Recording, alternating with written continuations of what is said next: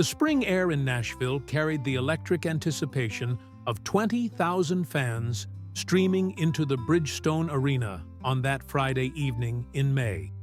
Outside, the sun was setting over the Cumberland River, painting the sky in shades of amber and rose that reflected off the glass facades of downtown buildings. Street vendors sold hot dogs and merchandise, while couples took selfies in front of the venue's massive promotional banners featuring Reba McEntire's smiling face.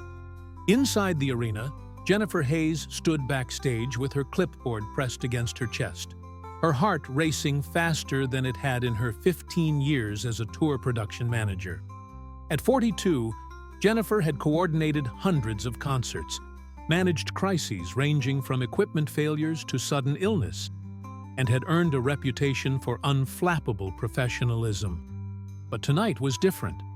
Tonight, she was guarding the biggest secret of her career.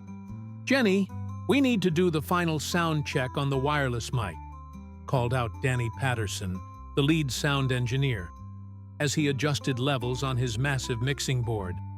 His gray hair was pulled back in a ponytail, and his fingers moved across the controls with the practiced ease of someone who'd been doing this since the 80s. "Give me 5 minutes," Jennifer replied, glancing at her watch. It was 6:47 p.m. Doors had opened at 6, and the opening act would take the stage in 13 minutes. Reba was scheduled to appear at 8:30 p.m. sharp. Everything had to be perfect. Jennifer's phone buzzed. A text from Catherine Williams. "He's here. Section 104, Row F, Seat 12. Just like we planned." Jennifer exhaled slowly and typed back, "Copy that. R knows? Not yet. Waiting for your signal." Catherine Kate Williams had been Reba's best friend since they were 17 years old, growing up in Oklahoma and dreaming of Nashville stages. Now, 57, Kate had become a successful songwriter in her own right, but she'd never forgotten where she came from or who'd been there through every triumph and heartbreak. When Reba had confided in her 3 weeks ago about what she wanted to do tonight, Kate had immediately volunteered to help orchestrate every detail. The backstage area hummed with controlled chaos. Band members tuned instruments, backup singers warmed up their voices in a corner, and crew members rushed past with cables and equipment. The smell of coffee mixed with hairspray and the faint scent of the catered dinner that had been set up in the green room. Jennifer found Reba in her dressing room, sitting before a mirror lined with bright bulbs that cast a warm glow over her features. At 66, Reba looked radiant in her casual pre-show outfit, jeans, and a simple black top. Her famous red hair was styled in loose waves, and her makeup artist, Linda Chen, was applying the finishing touches. "Linda, could you give us a moment?" Jennifer asked gently. Linda nodded, gathering her brushes. "You look beautiful, Reba. Knock 'em dead tonight." She squeezed Reba's shoulder before leaving, closing the door behind her. Reba met Jennifer's eyes in the mirror. "He's here? Section 104, Row F, Seat 12. Kate's keeping an eye on him." Reba's hands trembled slightly as she touched the silver locket around her neck, a gift from Rex on their 10th anniversary. Inside were 2 tiny photos, one of them on their wedding day, and another from last year at the hospital, both of them smiling despite everything they were facing. "Jenny, am I crazy for doing this?" Reba's voice was barely above a whisper. Jennifer pulled up a chair and sat down beside her. "Reba, I've worked with you for 8 years. I've seen you perform through everything. Exhaustion, grief, joy, pain. But I've never seen you want something as much as you want to do this tonight. That's not crazy. That's love." Reba's eyes glistened with unshed tears. "He doesn't know, right? Kate didn't tell him? He thinks he's here as a surprise for you. He has no idea you've been planning this for weeks." 3 weeks ago, in a hotel room in Phoenix during the Arizona leg of the tour, Reba had woken at 3 a.m. and couldn't fall back asleep. She'd sat at the desk, hotel stationery in front of her, and written down everything she'd never said publicly about Rex Landers, the man who'd stood by her through the darkest period of their lives. Rex Landers wasn't from the entertainment world. He was a veterinarian, someone who'd dedicated his life to healing animals and running a clinic in Franklin, Tennessee. They'd met 15 years ago at a charity event for animal rescue, and Reba had been immediately drawn to his quiet strength and genuine warmth. He didn't want anything from her except her company. He didn't care about fame or fortune. He just wanted to know the real her. Their courtship had been private and unhurried.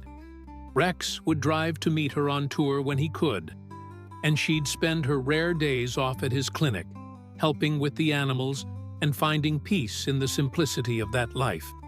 They married in a small ceremony with only their closest friends and family, and for 14 years, their marriage had been a refuge from the chaos of her career. Then came the diagnosis. 13 months ago, Rex had started feeling unusually tired. At first, he'd dismissed it as the natural result of long hours at the clinic and late nights.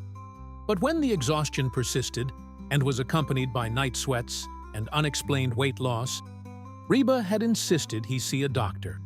The words stage 3 lymphoma had shattered their world. What followed was a year of chemotherapy, radiation, clinical trials, and more hospital stays than Reba could count. She'd canceled a portion of her tour to be with him, sitting by his bedside during treatments, holding his hand through the nausea and pain, and refusing to let him see her cry until she was alone in the hospital bathroom. Rex's sister, Michelle Landers Cooper, a pediatric nurse from Memphis, had temporarily relocated to Franklin to help manage his care. She'd coordinated with doctors, managed medications, and provided the medical expertise that kept Rex stable when things got scary. Her husband, Robert Cooper, a high school history teacher, had taken a leave of absence to support the family, cooking meals and keeping the household running while Reba balanced touring and caregiving. The turning point came 4 months ago. After a particularly brutal round of chemotherapy, Rex's scans showed significant improvement. The tumors were shrinking. His energy was slowly returning. The oncologist, Dr. Patricia Alvarez, cautiously used the word remission. That night, lying in their bed at home for the first time in weeks, Rex had held Reba close and whispered, "I'm sorry I put you through this." She'd looked at him incredulously. "Sorry? Rex, you fought like hell. You survived. That's all that matters. I know how hard it's been on you. Canceling shows, the stress." "Stop," she'd interrupted, pressing her finger to his lips. "You are my life. The shows, the career. None of it means anything without you. I need you to understand that."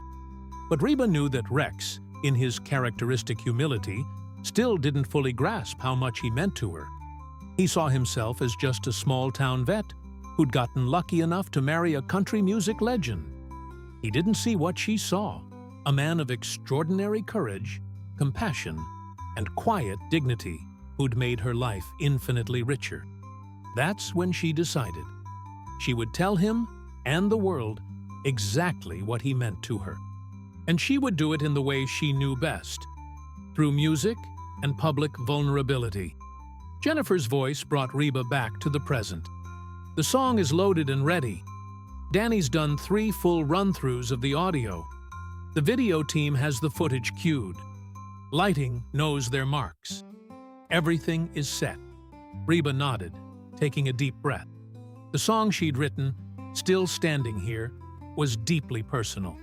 She'd worked on it in secret with her longtime collaborator, songwriter, and producer Nathan Cross, who'd helped her shape her raw emotions into something powerful and universal. The lyrics told their story: meeting Rex, falling in love, the diagnosis, the fear of losing him, and the triumph of his survival. It was vulnerable, honest, and unlike anything she'd ever performed. "What about the band?" Reba asked.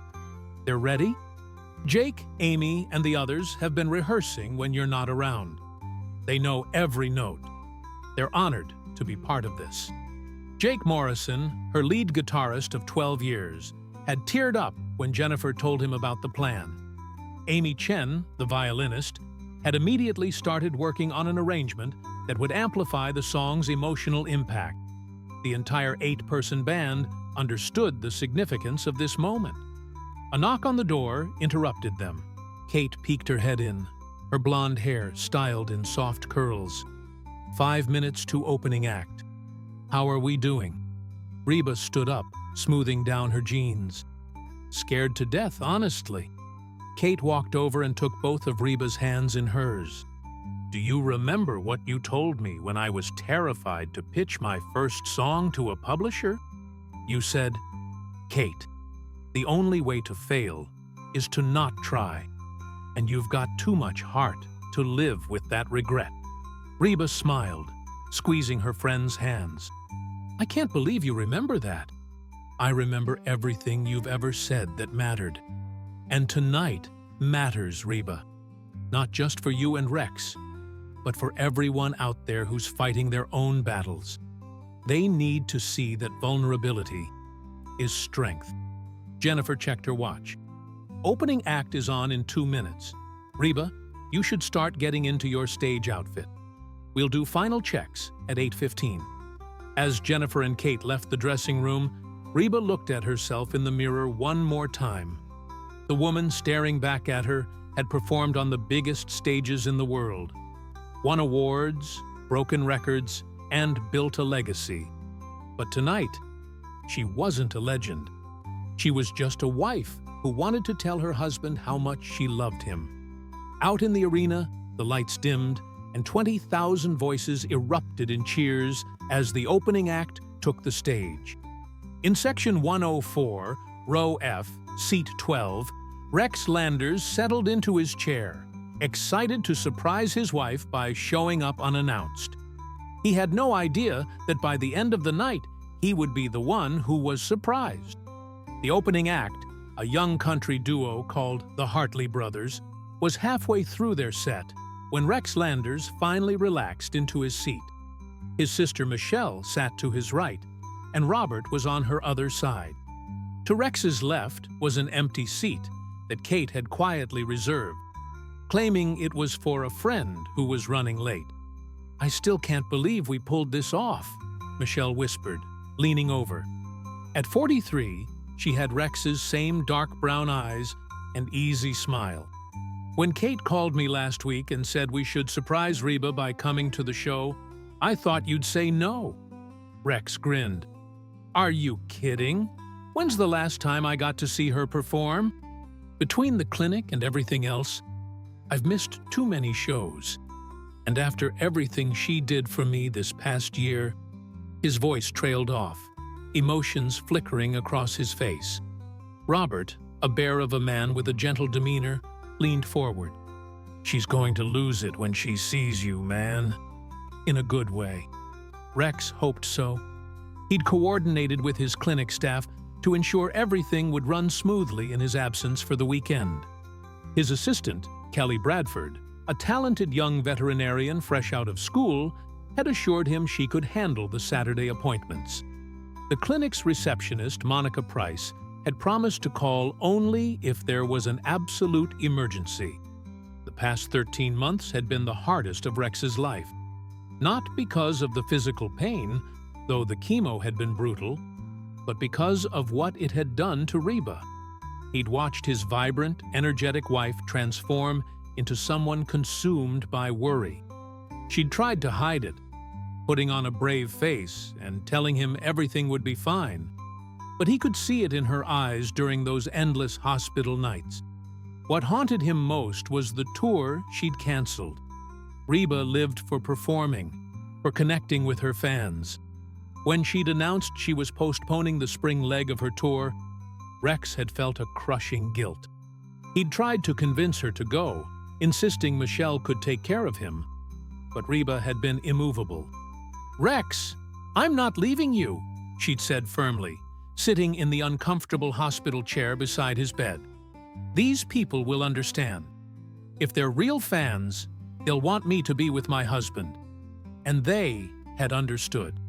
The outpouring of support from fans had been overwhelming.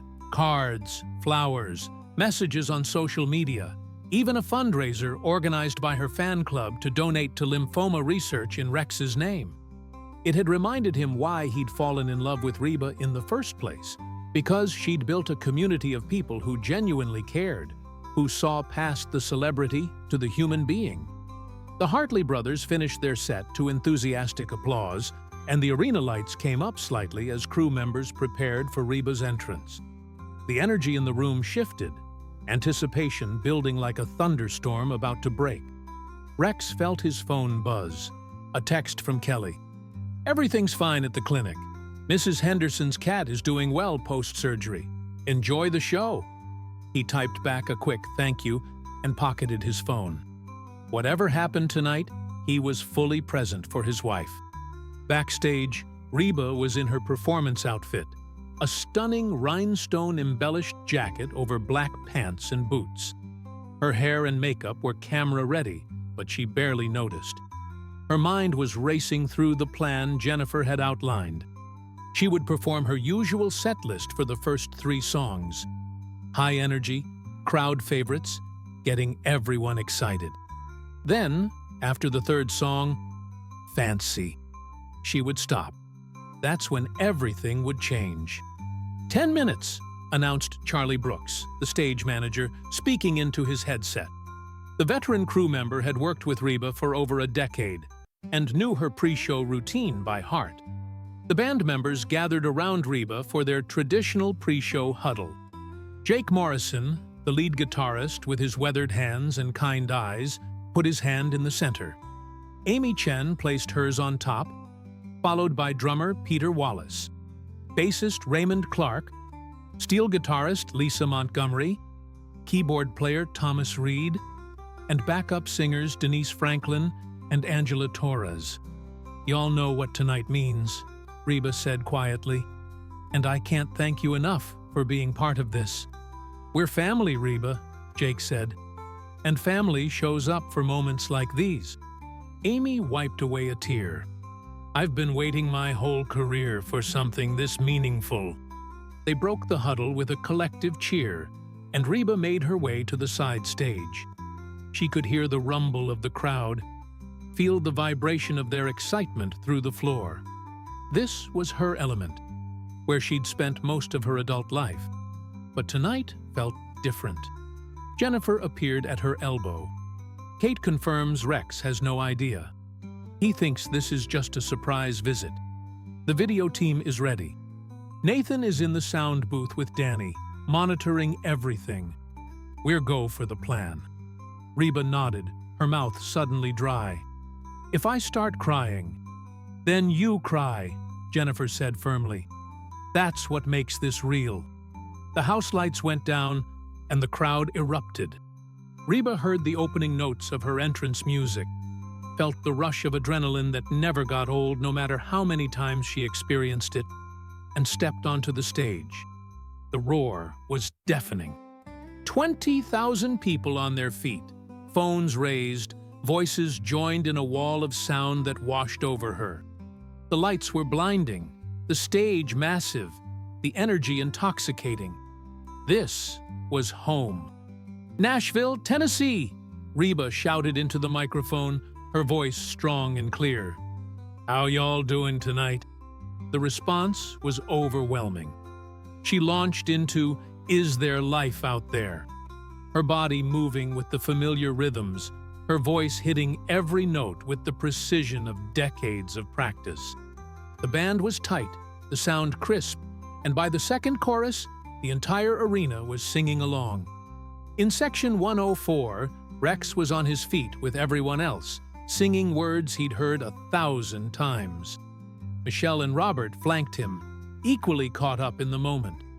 This was what he'd missed.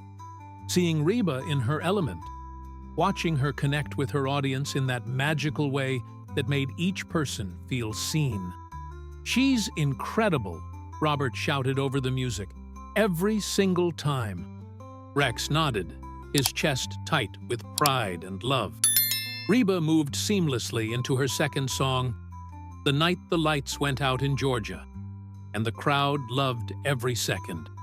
She played the stage like the master performer she was, moving from side to side, engaging with fans, her smile genuine and warm.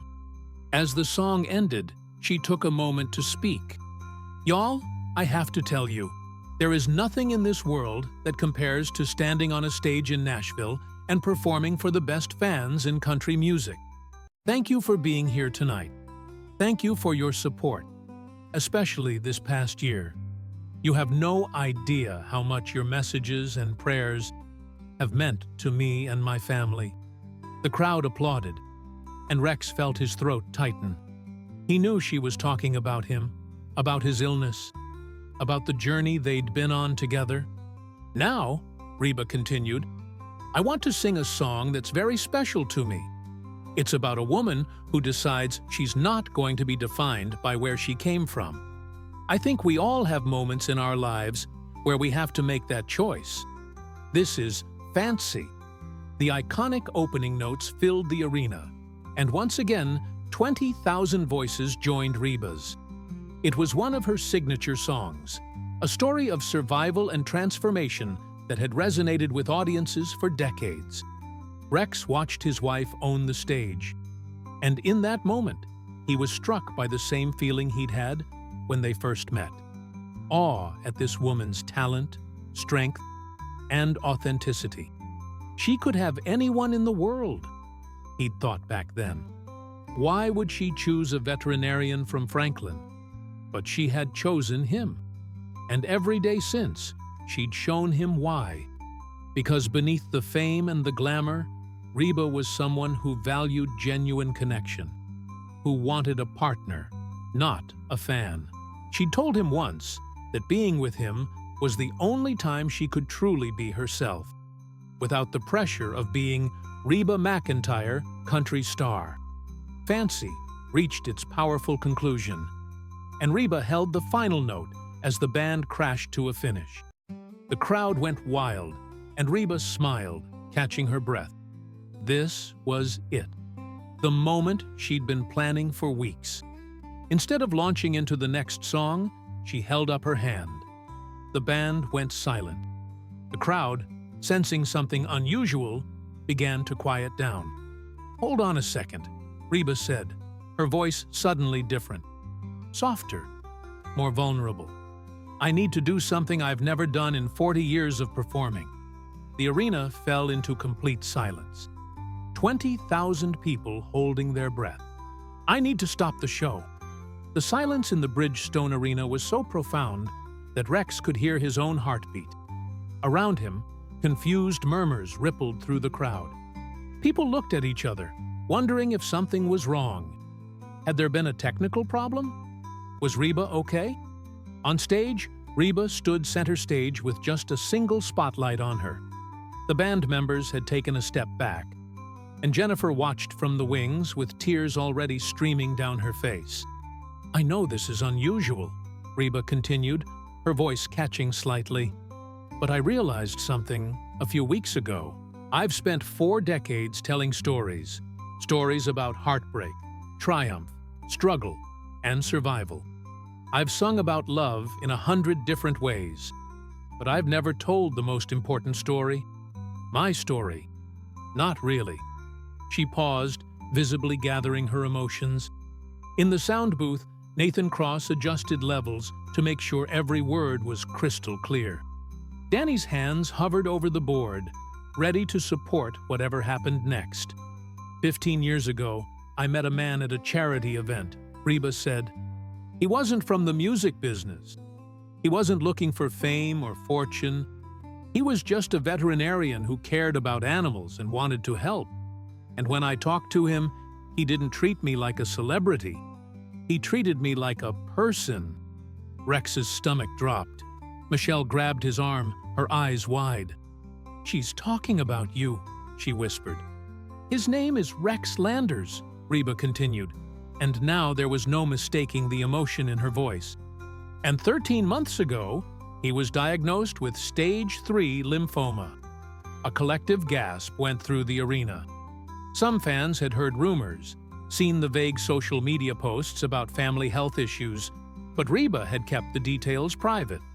Now, standing under that spotlight, she was opening up completely.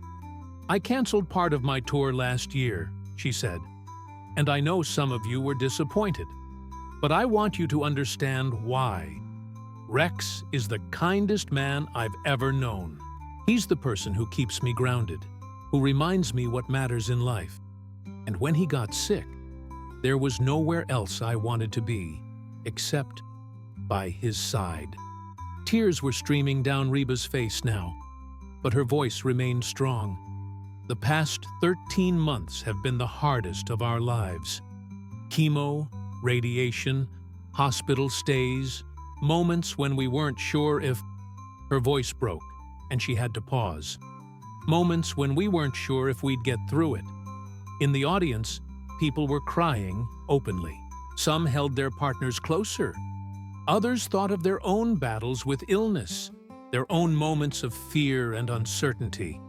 "But we did get through it," Reba said, her voice rising with emotion. "4 months ago, Rex's doctor told us he was in remission.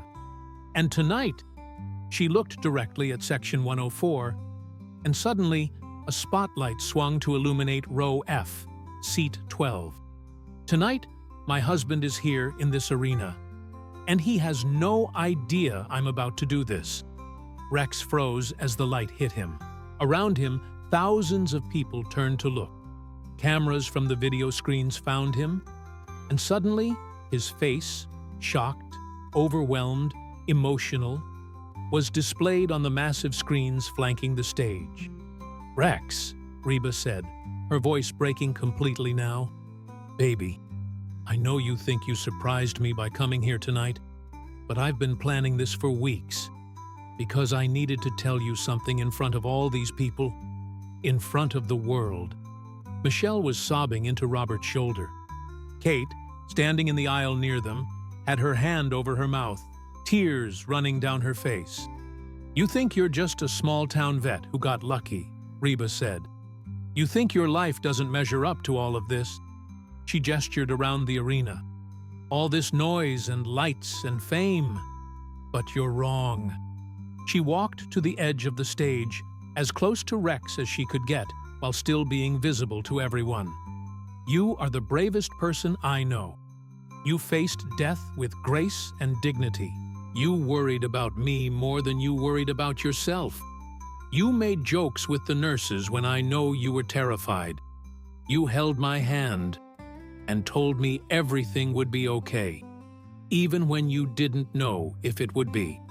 The arena was utterly silent, except for the sound of thousands of people crying. "And I realized," Reba continued, "that I've never properly thanked you. I've never told you, in a way that makes you truly understand, what you mean to me. So tonight, I'm going to sing you a song I wrote. Nobody's heard it before. It's called Still Standing Here, and it's about us, about the journey we've been on, about the man you are." She turned to the band. Jake nodded, his eyes red. Amy lifted her violin. The lights dimmed except for a soft glow on Reba. "This is for you, Rex, for us, for everyone who's ever fought and survived, for everyone who's ever loved someone through the impossible." The first notes from Amy's violin filled the arena, haunting, beautiful, and achingly sad. Then Jake's guitar joined in, gentle and supportive. Reba began to sing. "I met you in the springtime, when flowers bloomed and hope was new. You saw me for who I was, not what the world thought it knew. You held my hand in silence, in the spaces between words, and in your quiet strength, I found a peace I'd never heard." Her voice was raw with emotion. Every word weighted with truth. The cameras stayed on Rex, capturing his reaction. He was crying openly, his hands covering his face, overwhelmed.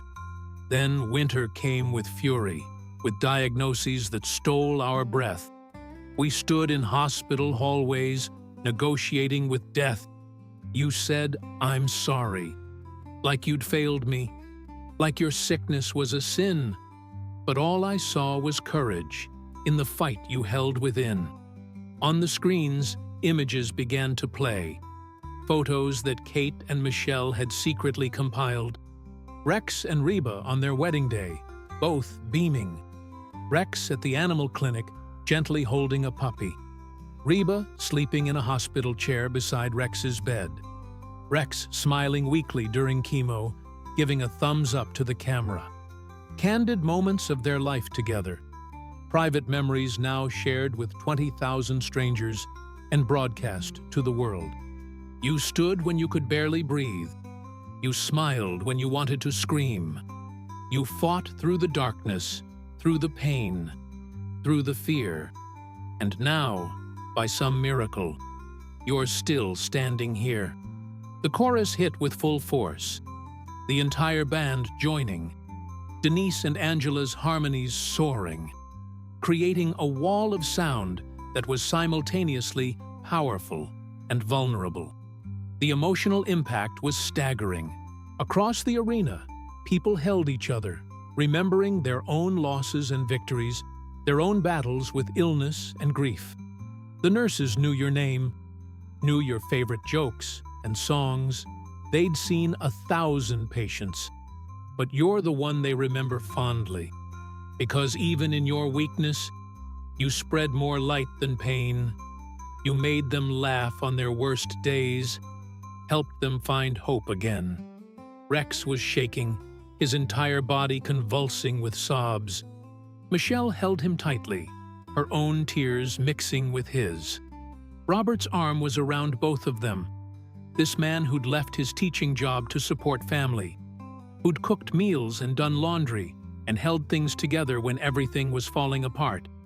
And when the scans came back, when the doctor said remission, I wanted to scream from every rooftop, share our victory's mission. But you stayed humble, said we got lucky, said it could have gone either way. But I know the truth. You're a warrior, and you fought for every single day. The bridge built with intensity, drums thundering, bass pulsing, guitars wailing. Reba's voice rose above it all, powerful and clear. So here's what I need to say. In front of all these witnesses tonight, you didn't just survive for yourself. You survived for us, for our life. You are the man I choose. Every morning, every night, every year, through sickness and health, through joy and tears, I choose you. And I'm so grateful you're still standing here. The final chorus exploded with emotion. And this time, the audience joined in.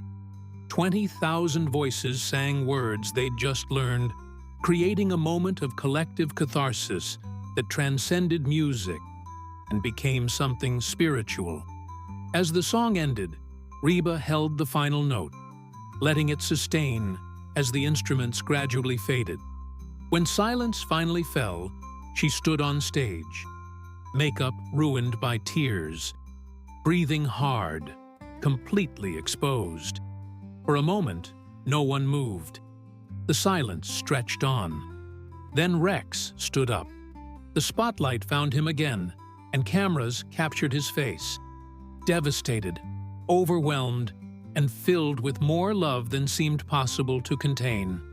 "I love you," he mouthed, his voice lost in the distance between them. Reba smiled through her tears. "I love you too." And then the arena erupted. Not applause. It was something more than that. It was a roar of shared emotion, of recognition, of 20,000 people acknowledging that they'd witnessed something extraordinary. People were standing, crying, cheering, holding each other. Strangers hugged strangers.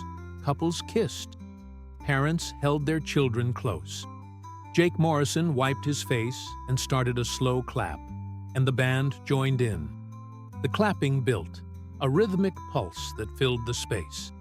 Reba looked around at the audience, at these thousands of people who'd come to hear her sing and ended up being part of something much more significant. She thought about all the performances she'd given over the decades, all the stages she'd stood on, all the applause she'd received. None of it compared to this. Jennifer watched from the wings, her clipboard forgotten. She'd managed hundreds of shows, but she knew she'd never manage another like this. This wasn't just a concert anymore.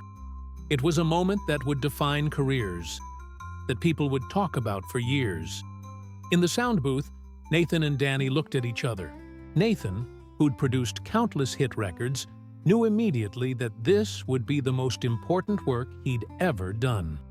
"We need to release this," he said quietly. "The world needs to hear it." Danny nodded, already thinking about the mix, about how to capture not just the music, but the emotion, the ambient sound of 20,000 people crying and cheering and sharing in something beautiful. Backstage, crew members who'd seen everything, who prided themselves on their professional detachment, stood with tears running down their faces. Charlie Brooks, the stage manager, cleared his throat roughly and spoke into his headset. That's the most beautiful thing I've ever seen." The applause continued for nearly 5 minutes. Reba eventually held up her hands, trying to calm the crowd. But it was useless. They needed this release, needed to express what they were feeling. Finally, gradually, the noise subsided enough for Reba to speak. "Thank you," she said softly. "Thank you for being here, for sharing this moment with us. Thank you for understanding that sometimes vulnerability is the bravest thing we can do." She wiped her eyes, smudging her makeup further. "You know what? I think I need a minute. Is that okay?" The crowd laughed affectionately, and someone shouted, "Take all the time you need."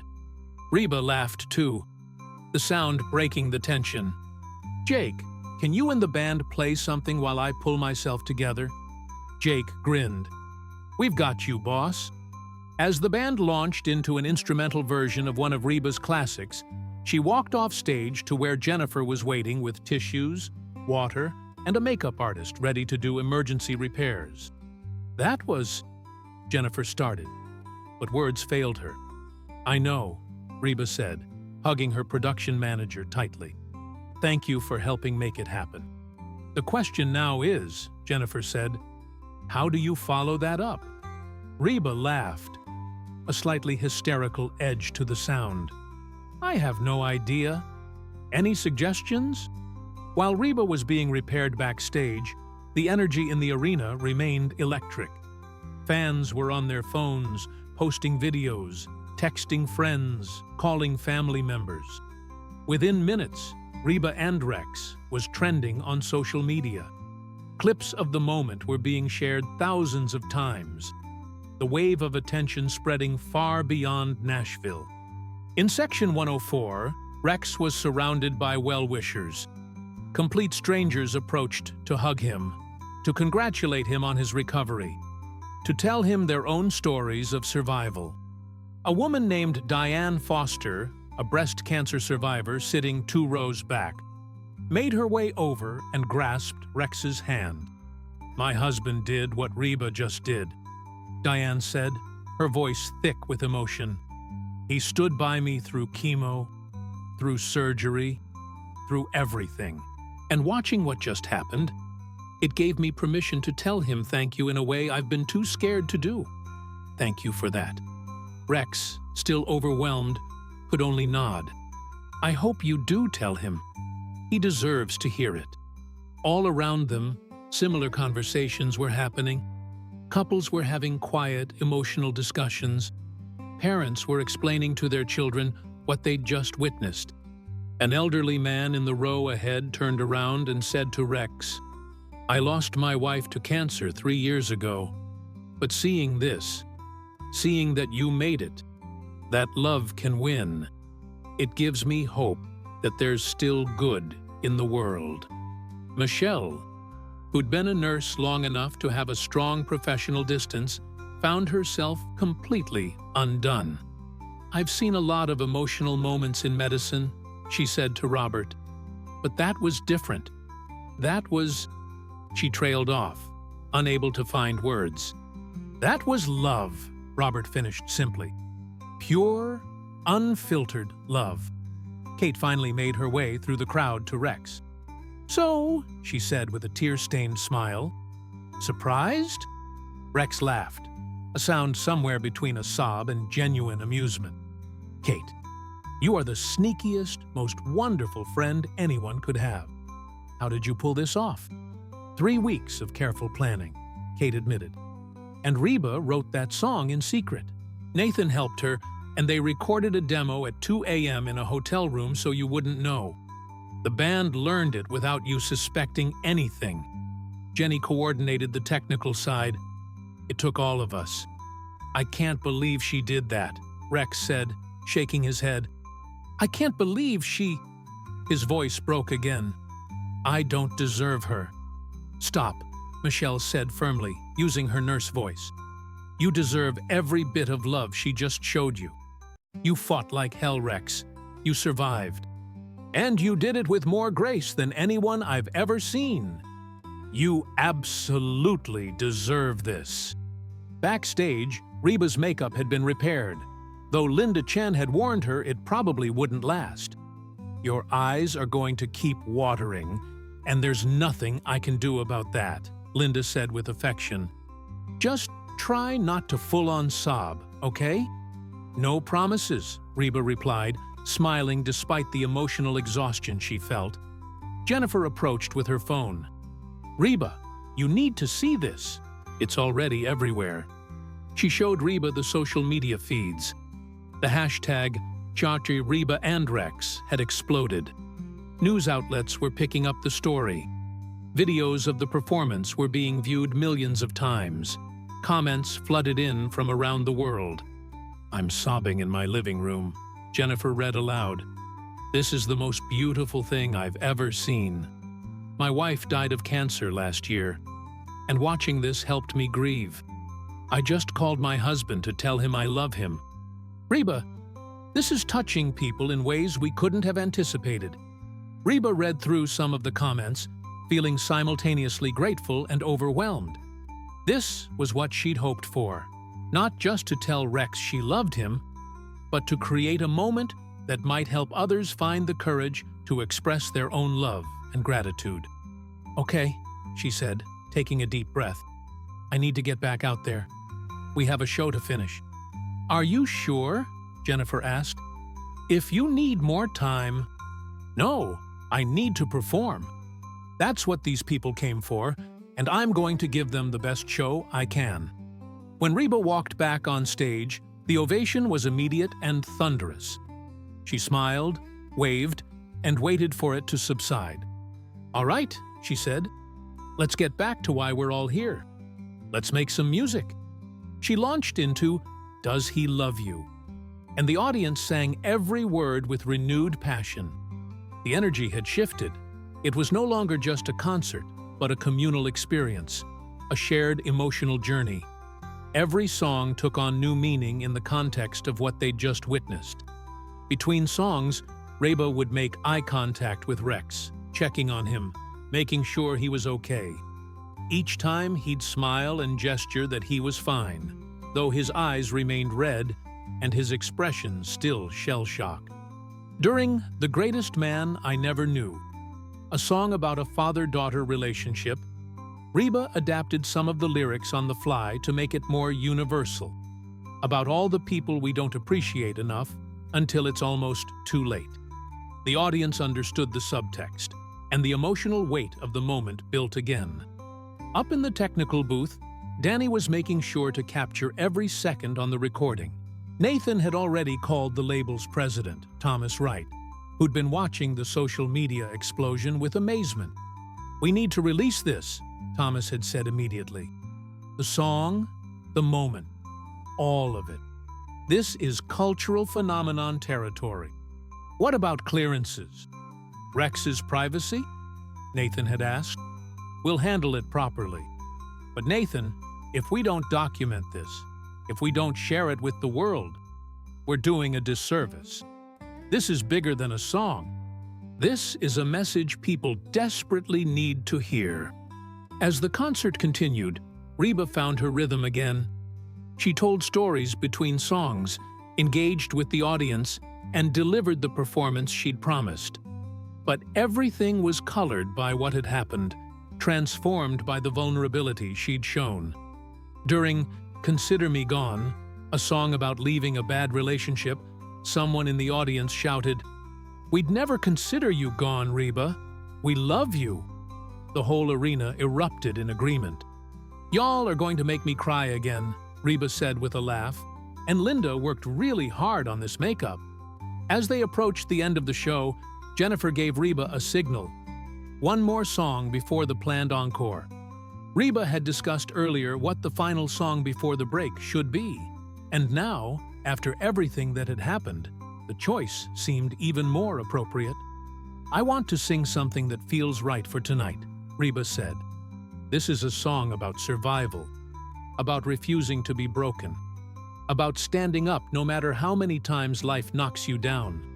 I think we all need that reminder sometimes." She began, "I'm a survivor," and the entire arena became one voice. 20,000 people singing about resilience, about fighting through adversity, about becoming stronger in the broken places. In the context of Rex's battle with cancer, in the context of their shared vulnerability, the song became an anthem of hope. Rex sang along, his arm around Michelle, surrounded by strangers who'd become friends in the space of 2 hours. He thought about the darkest days of his treatment, the nights when he'd wondered if he'd ever feel normal again, the moments when giving up seemed easier than fighting. And he realized that Reba's gift to him wasn't just the song she'd written. It was the reminder that his survival mattered, that his fight had meaning, that his life was worth celebrating. As the song ended and Reba left the stage for the encore break, the applause was deafening. Fans knew what was coming.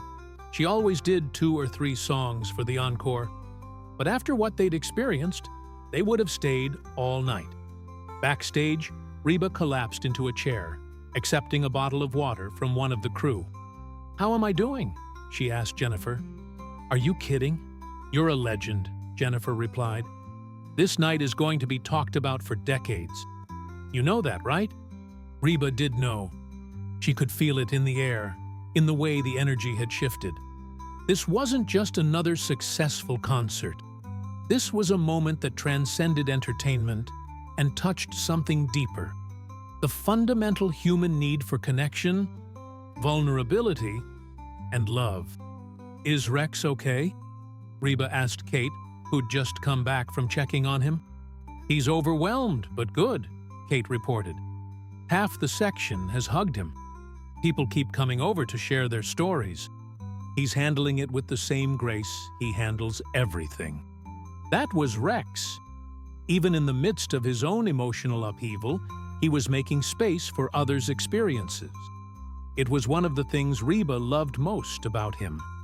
"All right," she said, standing up and squaring her shoulders. "Let's finish this right." The encore was joyful, fancy, "One More Time" by popular demand, followed by "The Night the Lights Went Out in Georgia," and finally, at the audience's insistence, an acoustic version of "Still Standing Here." This time, Reba invited the audience to sing along, and their voices joined hers in a harmony that was imperfect and beautiful. As the final notes faded and the house lights came up, Reba stood center stage one more time. "Nashville, you will always have my heart. Thank you for tonight. Thank you for understanding what this meant. And thank you for celebrating love, survival, and the courage to be vulnerable. I love you all." She blew a kiss toward section 104, directly at Rex, and then she was gone, walking off stage to the sound of 20,000 people chanting her name. The meet and greet after the show had been planned for weeks. a small group of VIP ticket holders who'd paid extra for the chance to briefly meet Reba, take a photo, and get an autograph. Jennifer had worried about whether Reba would be too emotionally drained, but she'd insisted on going through with it. "These people paid money and made time to be here," Reba had said. "I'm not going to disappoint them." But Jennifer had made one addition to the guest list: Rex, Michelle, Robert, and Kate. When Rex walked into the meet and greet room, Reba was in the middle of talking to a family, parents, and two teenage daughters who were excitedly telling her how much her music meant to them. But the moment she saw Rex, she excused herself and crossed the room in quick strides. They met in the middle, and for a long moment, they just held each other. No words, just presence. Around them, the VIP guests watched with tears in their eyes, understanding that they were witnessing something precious. "I can't believe you did that," Rex finally whispered into her hair. "I had to," Reba replied. "You needed to know. Everyone needed to know." They pulled apart, and Reba led Rex to a quiet corner while Jennifer managed the meet and greet. For the first time all night, they had a moment of relative privacy. "How are you feeling?" Rex asked, searching her face. "I know that took everything out of you." "I'm good," Reba said honestly. "Exhausted, but good. How about you?" That was a lot to process in front of 20,000 people. Rex laughed, shaking his head. "I think I'm in shock. I don't know if I've fully processed it yet." "But Reba," he took her hands in his. "Thank you for seeing me, for loving me, for fighting for us. I know I don't say it enough, but you are my everything." "We're each other's everything," Reba corrected gently. "That's how marriage works." They rejoined the meet and greet, and Reba introduced Rex to her fans. Everyone wanted to shake his hand, to congratulate him on his recovery, to thank him for being willing to share their story. A woman named Patricia Simmons, who'd been at the concert with her husband Gerald, approached them with tears streaming down her face. "My husband has been battling prostate cancer," Patricia said, her voice shaking. "We didn't tell our kids because we didn't want to worry them. We've been carrying this secret, this fear, all alone. But watching you tonight," she looked at Reba, "you gave me permission to be vulnerable, to ask for help, to let people in. I'm going to tell our children tomorrow. Because you're right. This kind of love, this kind of fight, it shouldn't be hidden." Reba hugged Patricia tightly. "You're doing the right thing. And Gerald." She turned to the man standing beside Patricia. "You keep fighting. You keep showing up. That's what matters." Gerald, a man in his early 60s with kind eyes and a gentle demeanor, shook Rex's hand. "Man to man," he said. "How did you get through it?" Rex thought for a moment. "Honestly, I took it one day at a time. On the bad days, 1 hour at a time. And I leaned on the people who loved me, even when I wanted to protect them from it. Let your family carry some of the weight. That's what they're there for." Similar conversations happened throughout the meet and greet. A young woman named Emily Carson, barely 22, revealed she'd recently been diagnosed with Hodgkin's lymphoma and was terrified to start treatment. Rex spent 10 minutes talking to her about his experience, offering practical advice and emotional support. "You're going to have good days and bad days," he told her. "On the good days, celebrate them. On the bad days, remember that they're temporary. And never be afraid to ask for help, from doctors, from family, from support groups. You don't have to be brave all the time." By the time the meet and greet ended, it was nearly midnight.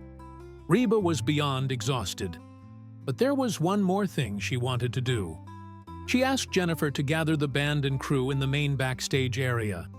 When everyone was assembled, musicians, tech crew, catering staff, security, everyone who'd made the night possible, Reba stood on a road case to address them. "I know it's late, and y'all want to get home," she began. But I needed to say thank you. What we did tonight, what you all helped me do, that was the most important performance of my career. Not because of the music, though that was beautiful, but because of the truth we shared. She looked around at the familiar faces, people who'd traveled with her for years, who'd become family. Every single one of you contributed to that moment. Jake, Amy, the band, you made the song come alive. Danny, Nathan, you captured it perfectly. Jennifer, her voice caught. You coordinated everything flawlessly while holding space for my emotions. Charlie, you kept the show running smoothly. And to everyone else, the lighting crew, the sound techs, the stagehands, the security team, the catering staff, you created the container that allowed magic to happen. She wiped her eyes. I've been doing this for 40 years, and I've had amazing moments. But tonight reminded me why I fell in love with performing in the first place. It's not about the applause or the charts or the awards. It's about connection. It's about using music to help people feel less alone. And we did that tonight in a way I never imagined possible. Jake spoke up. Reba, speaking for all of us, it was an honor to be part of that moment, to help you tell your story. That's why we do this. Not for the paycheck or the travel, but for nights like tonight, when music becomes medicine. The group broke into spontaneous applause, and soon everyone was hugging, crying, and celebrating what they'd accomplished together. By the time Reba and Rex left the arena at 1:30 a.m., walking hand in hand through the empty corridors, the social media firestorm had reached fever pitch. Reba and Rex had been trending worldwide for hours. Major news outlets were covering the story. Musicians, actors, and public figures were sharing the videos and adding their own comments about vulnerability and love. Country star Carrie Underwood tweeted, "Just watched what Reba did tonight. This is why she's a legend. Not just for her voice, but for her heart." Reba and Rex, actor Tom Hanks, posted on social media. Sometimes art and life collide in the most beautiful way. What Reba McEntire did tonight, that's what courage looks like. But the most meaningful responses came from ordinary people. Cancer patients sharing their stories. Caregivers thanking Reba for acknowledging their struggles. Couples inspired to tell their partners how much they meant to them. People who'd been carrying secret pain, finding permission to be vulnerable. A teacher in Ohio named Brian Matthews posted, "I watched Reba's performance tonight and called my sister for the first time in 3 years. We'd had a falling out, and I thought it was too late to reconcile. It's not. Thank you, Reba, for reminding me that love is always worth fighting for." A widow in Florida named Rosa Delgado wrote, "My husband died of cancer 5 years ago, and I've been angry at him for leaving me. Tonight, I realized how hard he fought, how brave he was. I'm going to visit his grave tomorrow and thank him. Thank you for helping me heal." As Rex drove them home to Franklin, with Michelle and Robert following in their own car, Reba scrolled through the responses on her phone, reading a message after message. She showed some to Rex, who drove in silence, occasionally glancing over with wonder in his eyes. "Do you realize what you've done?" he asked quietly. "This isn't just about us anymore. You've started something." "We started something," Reba corrected. "Your survival, your courage, that's what made this possible. I just gave it a voice." They arrived home at 2:15 a.m. The house was dark and quiet, a welcome contrast to the chaos of the arena. Michelle and Robert said their goodbyes and drove to the hotel where they were staying, promising to meet for brunch the next morning.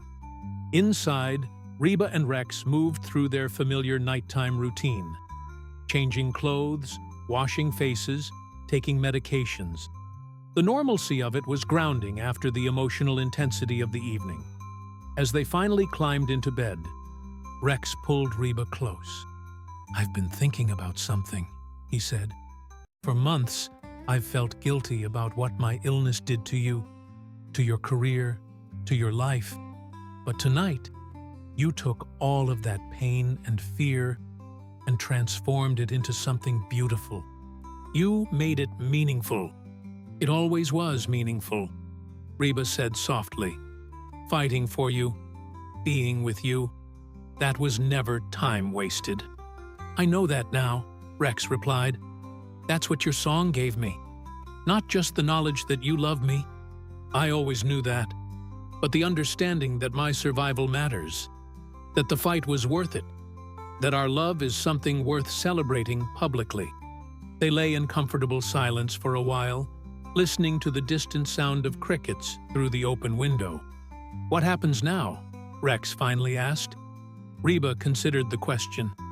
"I think we keep living, keep loving, keep showing up for each other and for the people who need to hear that it's possible to survive the impossible." The label wants to release the song, turn tonight into something official. I'm inclined to say yes, but only if you're comfortable with it. "Me?" Rex was surprised. "It's your song, your career. It's our story," Reba insisted. "And I won't put it out there if you're not okay with the world knowing our business." Rex thought about Patricia and Gerald, the couple dealing with cancer in silence. He thought about Emily Carson, the young woman scared to start treatment. He thought about all the messages Reba had shown him, people finding courage and comfort in their vulnerability. "Do it," he said. "Release it. If our story can help even one person feel less alone, it's worth it." The next morning, Reba woke to find Rex already up, sitting on their back porch with coffee and his phone. She poured her own cup and joined him, settling into the chair beside him. "There's a lot of noise out there," Rex said, gesturing to his phone. "The clinic's phone is apparently blowing up. Kelly texted that people are calling to congratulate me, to share their own stories, to offer support. Monica says the voicemail is full." "How do you feel about that?" Reba asked. "Honestly, overwhelmed but grateful.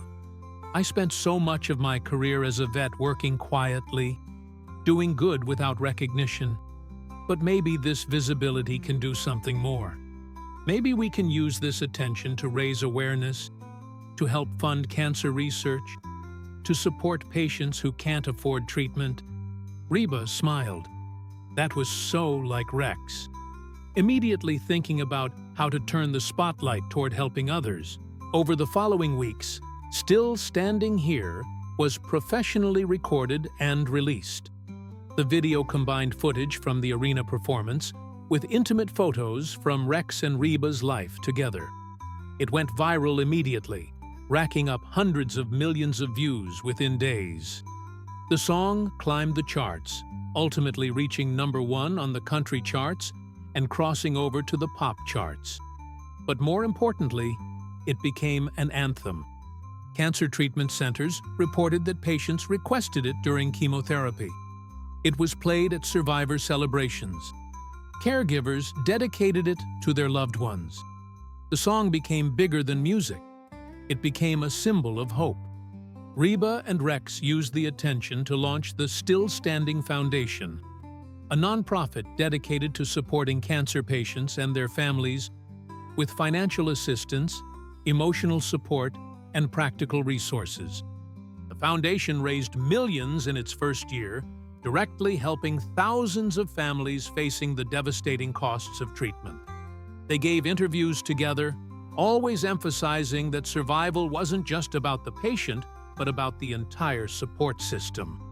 Rex spoke openly about the shame he'd felt about his illness, about the guilt of being a burden, and encouraged other patients to let their loved ones help carry the weight. The impact rippled outward in unexpected ways.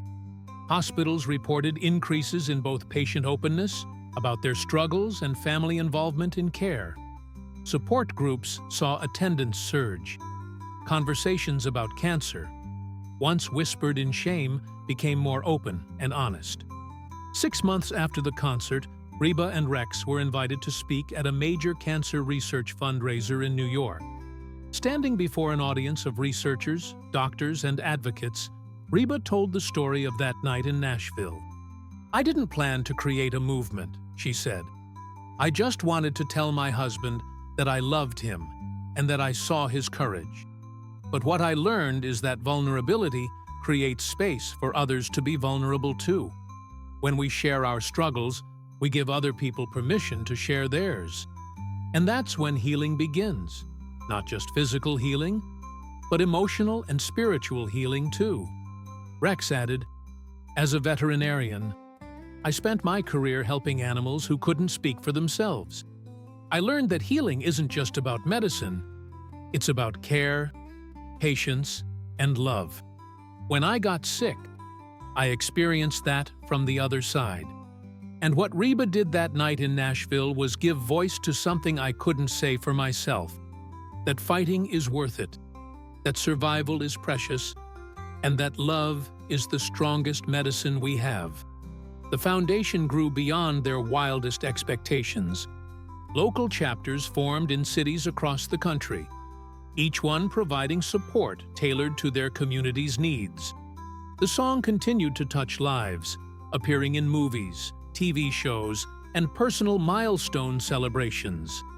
It became one of those rare pieces of art that transcended its origins to become universally meaningful.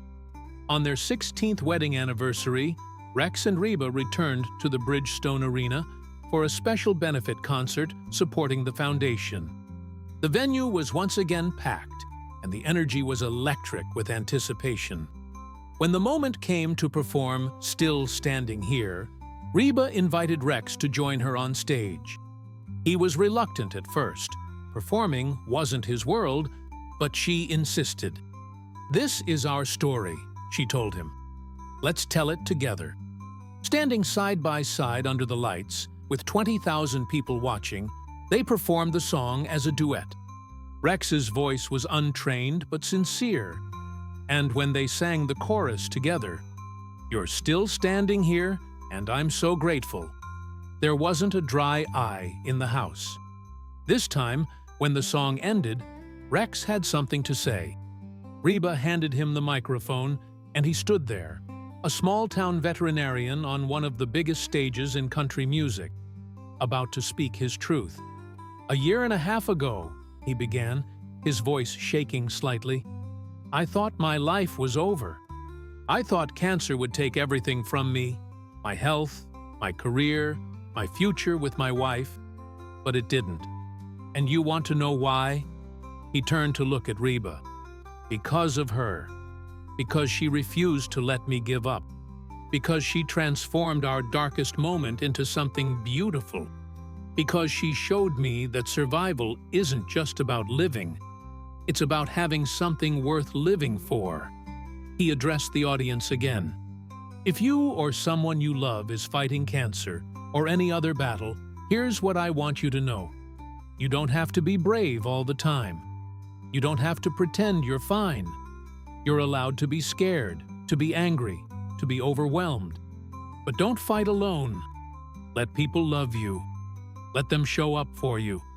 Let them carry you when you can't walk on your own." His voice grew stronger. "Because that's what Reba did for me. She carried me through the impossible. And now, through this foundation, through this song, through this community we've built together, we want to carry others. We want to be the hope for families in the darkness, to be the voice that says, 'You can survive this, and you're not alone.'" The ovation was thunderous. People stood, cried, cheered, and celebrated not just Rex and Reba, but the community that had formed around their story. Strangers connected by shared experience, united in the understanding that vulnerability and love were revolutionary acts. As they left the stage together, hands clasped tightly, Reba whispered to Rex, "Thank you for surviving. Thank you for letting me love you through it." Thank you for being brave enough to share our story." Rex squeezed her hand. "Thank you for seeing me, for choosing me, for making our pain into something that helps others heal." Backstage, surrounded by band members, crew, foundation staff, and the countless people whose lives had been touched by their story, they shared a quiet moment together. They'd started as just two people in love, facing an unimaginable challenge. But through courage, vulnerability, and the willingness to share their truth, they'd become something more. A symbol of hope, a testament to survival, and proof that love, when expressed honestly and completely, can change the world. The ripples continued to spread outward from that original moment in Nashville. Every person who heard the song and felt less alone. Every patient who found courage to keep fighting.